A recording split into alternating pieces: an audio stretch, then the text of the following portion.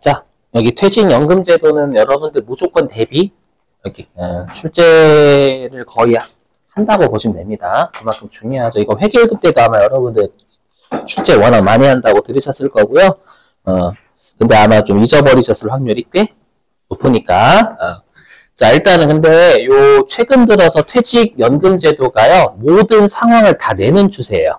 모든 상황을 이해하시려면 일단 그림을 통해서 이해를 해주시는 게 빠르기 때문에 그림 가지고 설명하고 그걸 통해서 이제 분계를 어떻게 끊을지 같이 해보죠. 자, 그럼 퇴직연금제도는 뭐하고 뭐가 있어요? 맞죠? DC형 하고 DB형. 그죠? DB형이 뭐예요? 확정급여형. 그죠? DC형. 기하형. 그죠? 자, 보죠. 자, 일단 우리가 확정급여형하고 확정기여형이라는 이름 있죠? 요 이름은 우리가 이제 퇴직금을 받아가는 임직원 입장에서 용어가 만들어진 거예요. 그걸 기억하셔야 좀 오래 남습니다, 분계가. 근데 거꾸로 우리는 그 퇴직금을 받아가는 임직원 입장에서의 분계를 해야 돼요? 아니면 회사 입장에서 분계해야 돼요? 그렇죠. 회사 입장에서 분계를 해야 되는 거잖아요. 맞죠? 그래서 일단 확정급여형은 종업원이 받을, 임직원이 받을 퇴직금이 확정돼 있다 그 뜻이에요. 임직원이 받을 퇴직금이 딱 정해져 있다라는 뜻입니다. 그러면 왜 임직원이 받을 퇴직금이 정해져 있냐? 임직원의 퇴직금 계좌 안 주니까. 그렇죠? 안 주니까 핵심이에요. 그래서 일단 확정급여형은 핵심이 뭐냐면 그렇죠? 법인의 퇴직연금 계좌 있잖아요. 퇴직연금 계좌에 집어넣는다라는 게 핵심입니다. 이거는. 그러니까 우리가 급여형과 기여형의 차이는 이게 이제 임직원의 퇴직연금 계좌냐 아니면 회사의 퇴직금 계좌냐가 다른 거잖아요. 일단 급여형은 법인 계좌예요. 그리고 이제 임직원한테 줘야 될 퇴직금 예상액이 100원으로 추정이 된대요. 자, 그랬을 때 일단 우리가 법인이 퇴직연금 제도는 금융기관을 선택해가지고 굴리죠. 맞죠? 근데 법인의 퇴직금 계좌에 넣는 건 요건 퇴직금을 예금하는 거예요? 퇴직금을 주는 거예요? 예금이에요, 예금. 왜 예금이냐면 자신 계좌에 넣는 건 이건 주는 게 아니라 예금하는 컨셉이죠. 여러분들 계좌에 넣으면 여러분들이 여러분 계좌에 넣는 건 예금하시는 거잖아요. 근데 여러분들이 만약에 다른 사람의 계좌에 주는 건 예금하는 거예요? 그렇죠. 여러분들 쿠팡에 딱 해놓고 제가 예금하는 거예요? 재미없구나. 그죠? 아무튼 그래서 예금하는 컨셉이다라는 건 비용이 아니라 자산이다라는 거예요. 여기 예금하는 거니까 왜 여기 자산 안 나와? 곧 이렇게 자산입니다. 그래서 계정 과목 뭐라고 해요? 자산 계정 과목. 퇴직연금 운용자산이라고 합니다. 그래서 퇴직금을 운용하기 위한 회사의 자산, 퇴직연금 운용자산이다 조심하시고. 자, 그래서 이제 금융기관이 수익을 냅니다. 그럼 이제 회사의 퇴직연금 운용자산 계좌에 얼마가 잔고가 불어나요?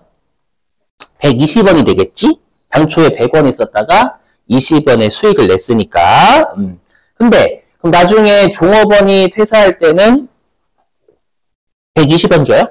아니에요. 퇴직금 계속 안 주고 있었으니까 100만 주면 되는 거예요. 이렇게? 그렇죠? 그 다음에 우리가 반대로 금융기관이 손실을 냈대요. 운용 손실을 발생시키면 이때는 법인의 퇴직연금 운용자산 계좌가 80원밖에 없잖아요. 근데 나중에 종업원 퇴사할 때 무조건 100원으로 확정돼 있단 말이에요. 퇴직금이. 그렇죠? 그러면 새롭게 20원을 다시 예치를 해야 돼요. 이렇게. 되셨죠? 그래서 여러분들이 아마 뭐라고 배웠을 거냐면 확정급여형 같은 경우에는 법인이 운용 책임을 지는 거죠, 여러분들. 자산 얘가 나중에 나오지? 아무튼 자산. 그래서 여러분이 조심하실 게 이렇게 확정급여형은 불입할 때 퇴직연금 운용 자산이라는 계정 과목으로 처리하죠. 왜냐하면 이제 나중에 며칠 뒤면 또 이 두 개 섞었어요. 기여형 계정 과목, 급여형 계정과 달리. 조심하셔야 돼요. 자, 그러면 또 중요한 게, 그러면 우리가 이 급여형 같은 경우에는 추정되는 부채가 언제까지는 계속 남아있냐면 임직원한테 퇴직금을 주기 전까지는 추계액이 계속 존재하는 거예요. 예상액이. 그렇죠? 그게 핵심이고요. 자, 이제는 확정 기여형. 자, 기여형은 제가 계속 강조드리지만 여러분 기여. 이름 자체는 퇴직금 받는 임직원 입장에서 만들어진 겁니다. 임직원이 받을 퇴직금이 정해지는 게 아니라 기여한 것만큼 받아가라는 거예요. 그럼 임직원이 기여한 것만큼 받아가라라는 얘기는 임직원 계좌에 퇴직금 계좌가 왔다 갔다 하기 때문에 그래요. 잔액이. 그럼 잔액이 왔다 갔다 한다라는 건 법인이 임직원 퇴직연금 계좌에 쏜다라는 거예요. 계속.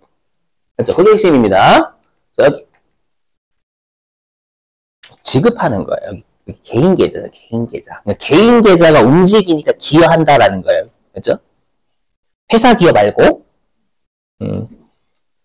그래서 법인이 임직원 퇴직연금 계좌 이건 주는 거잖아요. 계속. 주는 거니까 얘는 예금이 아니라 지급하는 컨셉이에요. 그럼 지급하는 컨셉이니까 이건 회사 입장에서 비용이죠. 그래서 여러분들이 배우셨던 개정 과목이 얘가 퇴직급여잖아요. 퇴직급여. 그죠? 그래서 여기는 비용의 비용. 자, 그래서 우리가 확정 기여형은 추계액이 있을 수가 없어요. 계속 주는 거기 때문에 추계액이 없습니다, 여러분들. 즉 추정되는 퇴직급여 충당 부채가 기여형은 없어요. 그렇죠? 근데 급여형은 있겠지. 추정되는 부채가 계속 퇴직급여 충당 부채가. 자, 똑같이 금융기관이 잘 굴려가지고 20원의 수익을 낸 거예요. 20원의 수익을 내면 개인의 퇴직연금 계좌에 얼마 들어가 있는 거예요?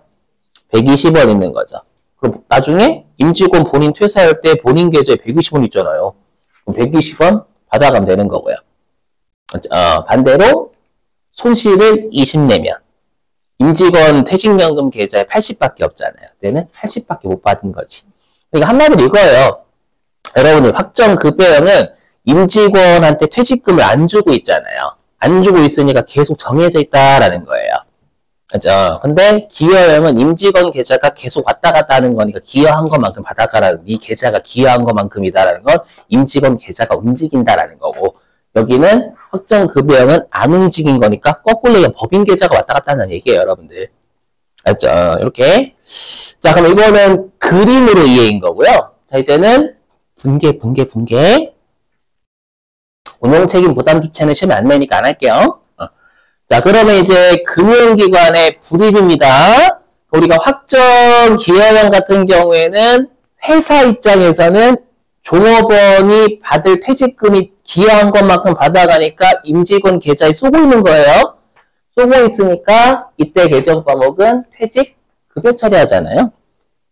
불입할 때 이렇게 반대로 우리 확정 급여는 회사가 회사의 퇴직 연금 운용 자산에 넣는 거예요.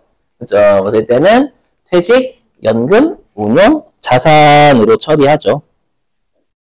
중요하게 이거 헷갈리면 안 돼요, 여러분들. 그냥 외우지 마시고. 그렇죠? 이름 자체가 종업원 계좌 입장에서 정해져 있는 거예요. 이름은. 근데 우리 회사 입장에서 분계를 끊는다. 이렇게 같이 알고 계셔야 됩니다. 그래야 기억이 오래 남아요. 그냥 외우시면 그냥 귀찮아. 그냥 외워야지. 이렇게 되는 거고. 이틀 만에 바로 이 두 개 거꾸로 쓰게 돼 있습니다. 진짜로. 제가 많이 봤어요. 자, 그 다음에 운용수익이 발생했대요. 운용수익이 발생하면 기여형은 기여가 임직원의 퇴직금 계좌가 왔다 갔다 하는 거잖아요. 그 임직원의 퇴직연금 계좌가 왔다 갔다 하게 되면 회사 입장에선 그건 자기들이 할 거지 우리가 할 게 아니에요. 그래서 회계 처리가 없어요. 근데 급여형은 회사의 퇴직연금 운용자산에 잔고가 불어날 거 아니에요. 이때는. 잔고가 불어나니까 차변의 퇴직연금 운용자산 늘고, 그리고 별도 연금 없으면 이자 수익이에요. 금융기관한테 받는 건 별도 연금 없으면 이자 수익으로 봅니다. 차변의 퇴직연금 운용자산 이렇게. 자, 이제 퇴직금 지급 시예요. 우리가 퇴직금 지급하면 기여형은 누구의 퇴직연금 계좌에서 나가요? 종업원. 그럼 종업원의 퇴직연금 운용자산에서, 퇴직연금 계좌에서 나가면 이건 회사 입장에선 회계 처리할 필요가 없어요. 그렇죠? 근데 반대로 확정급여형은 누구 계좌에서 나가요? 법인 계좌. 그럼 법인의 퇴직연금 운용자산의 잔고가 줄겠죠. 이렇게. 그리고 퇴직금 예상액이 계속 퇴직급여 충당부채 잔액으로 남아있을 거란 말이에요. 남아있다가 이때 지급할 때야 이제 퇴직급여 충당부채가 까지겠지. 이렇게. 근데 혹시라도 예상치 못하게 더 퇴직금 나간 건 퇴직급여 처리하시면 되는 거고. 이렇게. 자, 그럼 관련된 문제가 있어요. 자, 교재 어디냐면요. 115회. 711페이지. 711페이지. 네, 4번입니다. 4번. 711페이지 4번.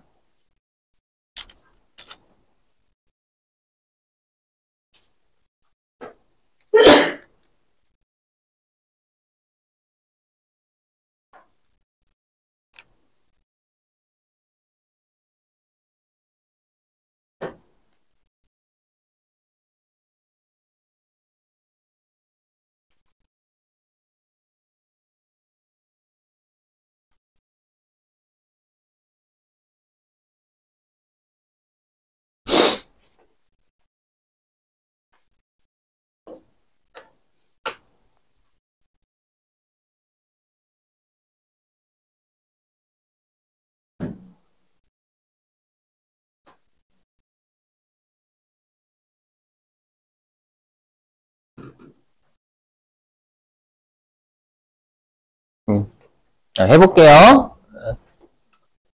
자, 일단 조심하실 게 여기 DB형이 이게 뭐냐면 일단 시험에 이렇게 DB형, DC형 최근에 이렇게 출제하더라고요.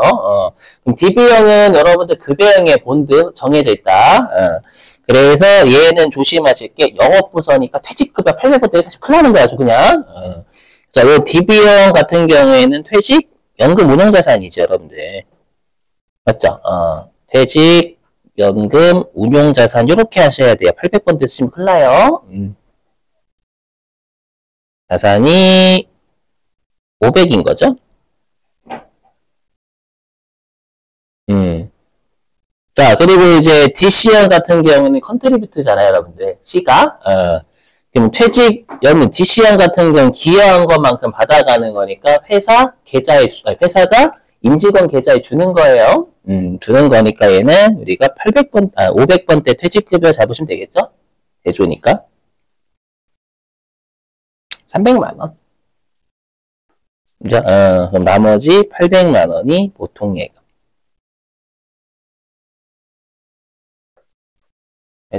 여러분 영어만 딸랑 나오면 C가 우리 컨트리뷰션이니까 기여잖아요. 그럼 이제 B자가 이제 급여형 이렇게 생각하시면 되겠죠, 여러분들. 그래서 이거 낚이면 안 돼. 영업부서라고 800번대 퇴직급여서 다 난리 나는 거야, 아주 그냥.